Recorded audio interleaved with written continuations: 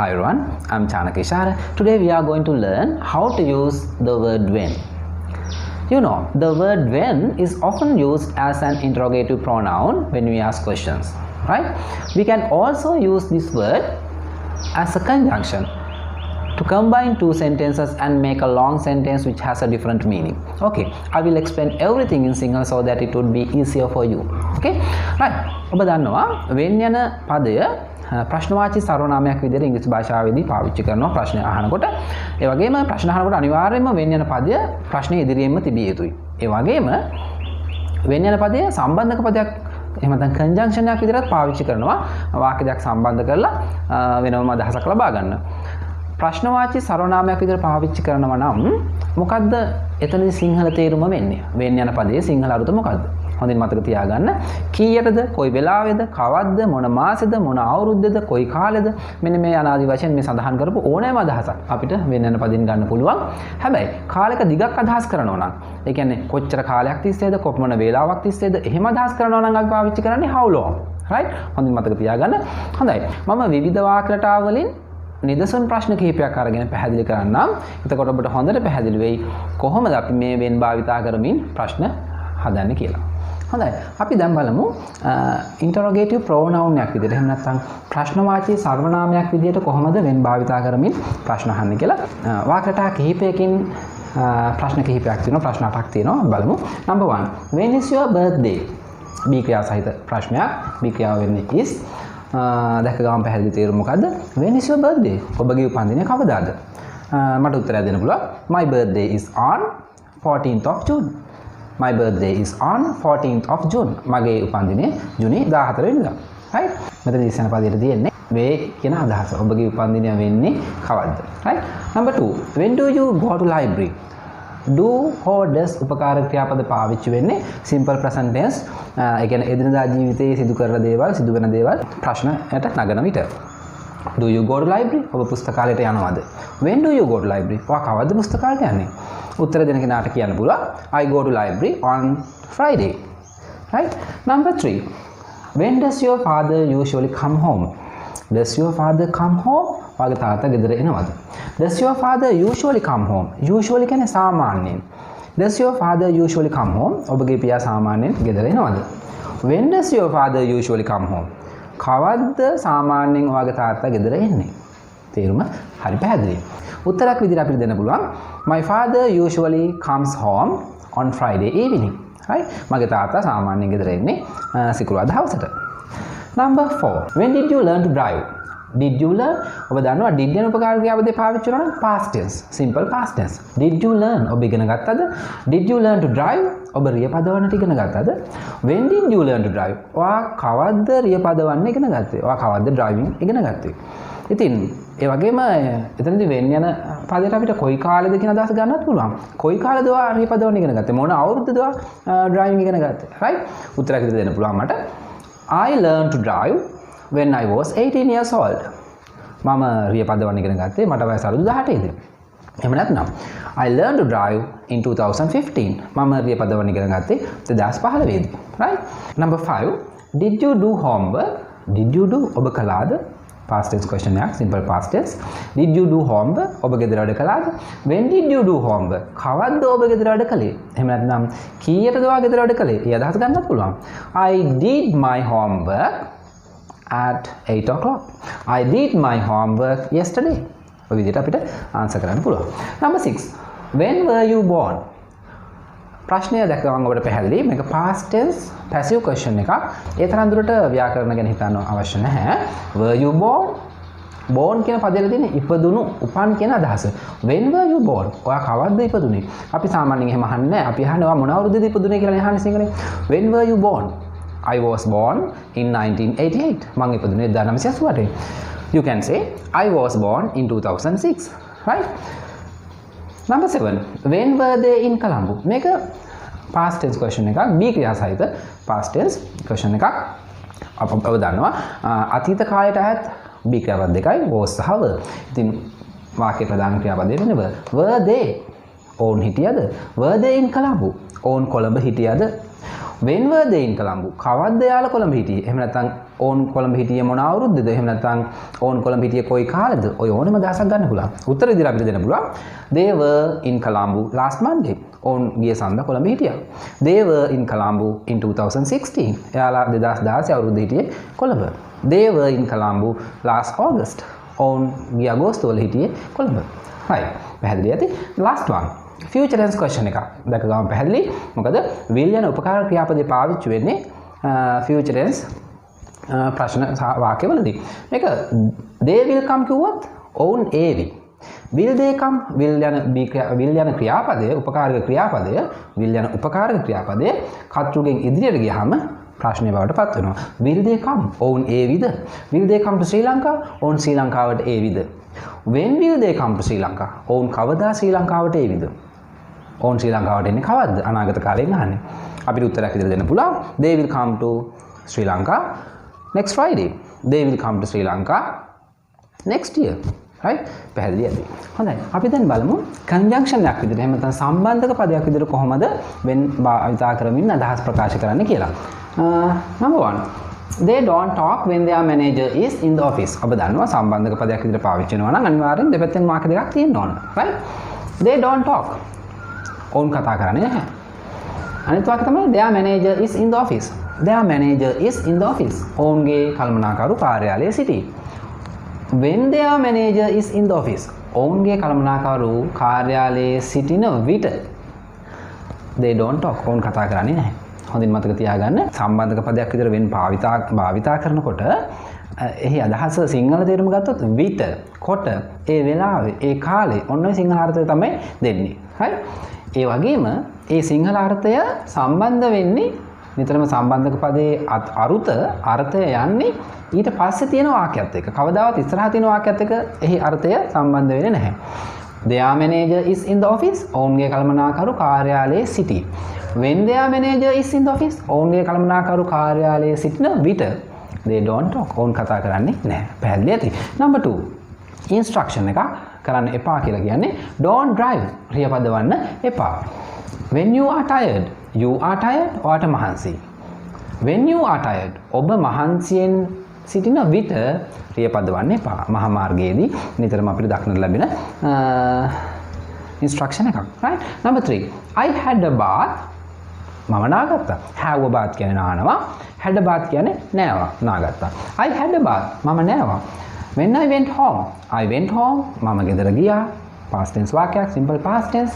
when I went home. මම ගෙදර ගිය විට I had a bath. මම නාගත්තා. අපි සාමාන්‍ය සිංහලෙන් කියන්නේ කොහොමද? මම ගෙදර ගිහින් නාගත්තා. අනේ අදහස් තමයි මෙතන තියෙන්නේ. when I went home. I had a bath.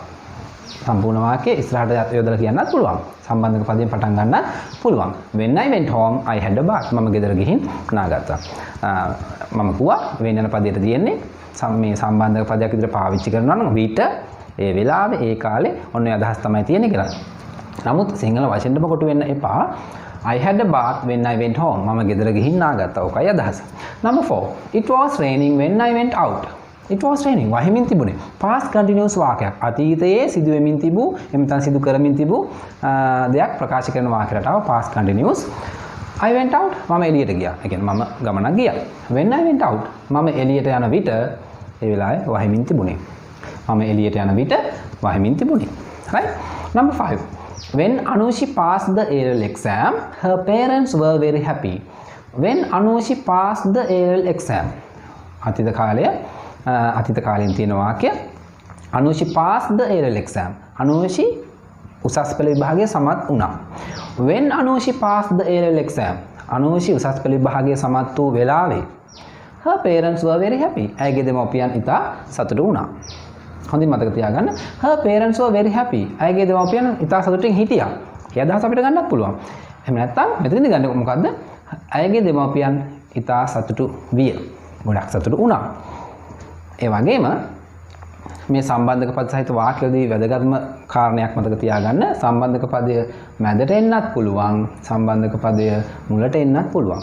මේ වාක්‍යෙම අපිට කියන්න පුළුවන් කොහොමද කියන්නේ?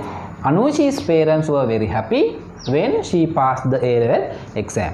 right? ඒ වගේම සම්බන්ධක පදයෙන් පටන් ගන්නත් පුළුවන් වාක්‍ය. number 6. I will call you. අනාගත කාලේ වාක්‍යයක්.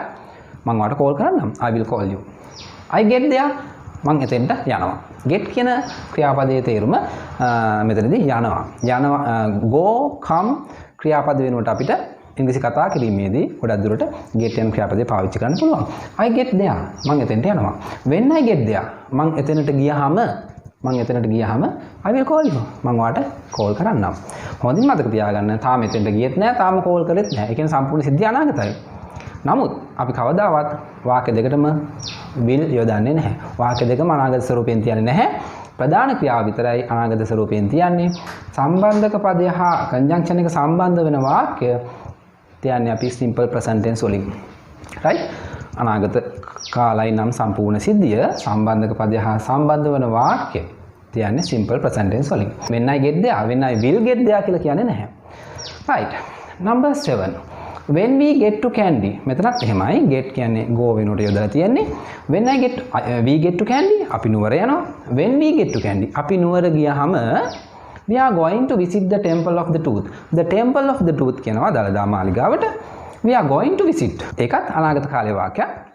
අපි going to පාවිච්චි කරනවා අනාගතයේ කරන්න හිතන් ඉන්න කරන්න යන දේවල් සඳහා. we are going to visit අපි බලන්න යන්න හිතන් ඉන්නේ දළදා මාලිගාව. අපි නුවර ගිය විට ඔබට පේනවා ඇති සම්පූර්ණ සිද්ධිය අනාගතයි. තාම නුවර ගියෙත් නැහැ. තාම දළදා මාලිගාව බලන්න ගියෙත් නැහැ.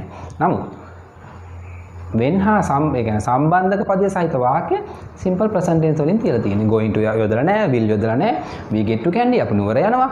when we get to candy අපි නුවර ගියාම we are going to visit the temple of the tooth. අපි දළදා මාලිගාව බලන්න යන්නයි හිතන් ඉන්නේ. හොඳයි. අපි තවත් නිදසුන් වාක්‍ය කිහිපයකින් බලමු කොහොමද when යන පදය conjunction එකක් විදිහට වාක්‍ය සම්බන්ධ කරමින් අදහස් ප්‍රකාශ කරන්නේ කියලා. number 8. when the program ended I switched off the TV. හොඳින් මතක තියාගන්න. සම්බන්ධක පදයක් විදිහට පාවිච්චි වෙනවා නම් සම්බන්ධක පදයෙන් ආරම්භ වුණොත් සම්බන්ධක පදයේ සහිත වාක්‍යයෙන් ආරම්භ වුණොත් ලිවීමේදී එම වාක්‍යයේ අගට අපි කොමාවක් යෙදිය යුතුයි. the program ended end කියන්නේ අවසන් කරනවා. එහෙම නැත්නම් අවසන් වෙනවා. the program ended වැඩසටහන අවසන් වුණා. when the program ended වැඩසටහන අවසන් වූ විට අපි සිංහලෙන් නම් වැඩසටහන අවසන් වූ විට කියන වචනේ ඒ වාක්‍යය අගට යොදන්නේ. වැඩසටහන අවසන් වුණාම වැඩසටහන අවසන් වූ වෙලාවේ ඒ පදේ අපි අගට දාන්නේ. නමුත් ඉංග්‍රීසි භාෂාවේදී ඒ වාක්‍යයේ මුලට තමයි සම්බන්ධක පදේ ඒ පදේ යෙදිය යුත්තේ. එම අදහස විට ඒ වෙලාවේ ගෙන දෙන වචනේ යෙදිය යුත්තේ ඒ වාක්‍යයේ මුලට. නිතර මේ වාක්‍යයෙන් මුලට තමයි සම්බන්ධ වෙන්නේ. අදහස සමග. when the program ended වැඩසටහන අවසන් වුණාම අවසන් වූ විට I switched off the TV. switch off ක්‍රියාවිරහිත කරනවා. switched off ක්‍රියාවිරහිත කළා. I switched off the TV. මම රූපවාහිනිය ක්‍රියාවිරහිත කළා. අපිට අවශ්‍ය නම් මේ ප්‍රධාන වාක්‍යයෙන් ආරම්භ කරන්නත් පුළුවන්. I switched off the TV when the program ended. එතනදී අපිට කොමා අවශ්‍ය නැහැ. number 9. Nisal learn to swim. learn ඉගෙන ගන්නවා. learn to swim පිහිනන්න ඉගෙන ගත්තා. Nisal learn to swim. Nisal පිහිනන්න ඉගෙන ගත්තා. when he was very young. මෙතන young කියන්නේ තරුණයි කියන අදහස නෙමෙයි. ඉතා කුඩා. very young. ඉතා කුඩා අවදී. අවුරුදු 4 5 6 7 යන අවදී. right? he was very young. ඔහු ඒ කාලේ ඉතා කුඩායි. when he was very young. ඔහු ඉතා කුඩා අවදියේදී තමයි ඔහු පිහිනන්න ඉගෙන ගත්තේ. මෙතනදී when කියන වචනේ දෙන්නේ විට කියන අදහස නෙමෙයි ඒ කාලේ. right? Nisal ඔහු ඉතා කුඩා අවදියේදී පිහිනන්න ඉගෙන ගත්තා. right? number 9. I learned swimming. මෙතනත් I learned to swim කියන්න පුළුවන්. ක්‍රියාපදයේ infinitive එක පාවිච්චි කරන සාමාන්‍ය ස්වරූපේ පාවිච්චි කරනවා නම් to නිපාතය යොදන්න ඕන. ing form එක පාවිච්චි කරනවා නම් to අවශ්‍ය නැහැ. I learned swimming. මම පිහිනන්න ඉගෙන ගත්තා. when I was 10. අපිට අවශ්‍ය නම් when I was 10 years old කියන්නත් පුළුවන්.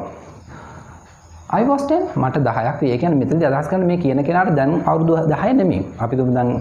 අපි හිතමු දැන් එයාට වයස අවුරුදු 16ක් 15ක් 16ක් කියලා. මට වයස අවුරුදු 10ක් විය. I was 10. මට වයස අවුරුදු 10 දී යන්නේ ඒ කාලෙදී තමයි මම පිහිනන්න ඉගෙන ගත්තේ. හරි සරලයි තේරුම. number 11. They didn't believe me. past tense වාක්‍යයක්. මේ ඔක්කොම past tense වාක්‍ය. මේක නැතාර්ථයේ වාක්‍යයක්. believe කියන්නේ විශ්වාස කරනවා. They didn't believe me. ඔවුන් මාව විශ්වාස කළේ නැහැ. when I told them the news. I told them tell කියන්නේ කියනවා, told කිව්වා. I told them මම ඔවුන්ට කිව්වා. I told them the news මම ඔවුන්ට ප්‍රවෘත්තිය කිව්වා. When I told them the news මම ඔවුන්ට ප්‍රවෘත්තිය කියූ වෙලාවේ, එහෙම නැත්නම් මම ඔවුන්ට ප්‍රවෘත්තිය කිව්වහම කියූ විට ඔවුන් මාව විශ්වාස කළේ නැහැ. අපිට මේ when සහිත when යන පදයේ සහිත වාක්‍යයෙන් ආරම්භ කරන්නත් පුළුවන්. කොහොමද එහෙම කිව්වොත් කියන්නේ when I told them the news comma එකක් දැම්ම they didn't believe me. Right? Number 12. When I start my new job I will not have much free time. I will not have much free time. මේ වාක්‍යයට වඩා වෙනස් future tense වාක්‍යයක් හොඳින් මතක තියාගන්න. කොහොමද මම future tense කියලා මේක තේරුම් ගත්තේ? will යන උපකාර ක්‍රියාපදයේ යෙදෙන නිසා. I have මට තියෙනවා. I will have මට තියේවි. I will not have මට තිබෙන එකක් නැහැ. much free time ලොකු විවේක කාලයක්. ප්‍රධාන වාක්‍යයේ තේරුම මොකද්ද? මට ලොකු විවේක කාලයක් තිබෙන එකක් නැහැ. When I start my new job I start my new job මම මගේ අලුත් රැකියාව ආරම්භ කරනවා.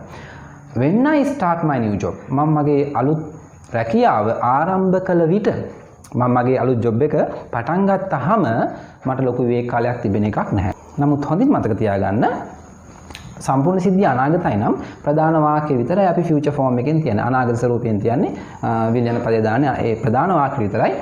සම්බන්ධක පදේ සහිත වාක්‍ය අපි තියන්නේ present tense වලින්, simple present tense වලින්. ඒකට will යොදන්නේ නැහැ. Number 13. All the children ran to the canteen when the bell rang. ඒකත් past tense වාක්‍යයක්. run කියන්නේ දුවනවා, ran කියන්නේ දිව්වා. The children ran to the canteen. ළමයි canteen එකට දිව්වා. All the children ran to the canteen. සියලුම ළමයි canteen එකට දිව්වා. When the bell rang. ring කියන්නේ නාද කරනවා, නාද වෙනවා. The bell rang. සීනුව නාද වුණා. When the bell rang.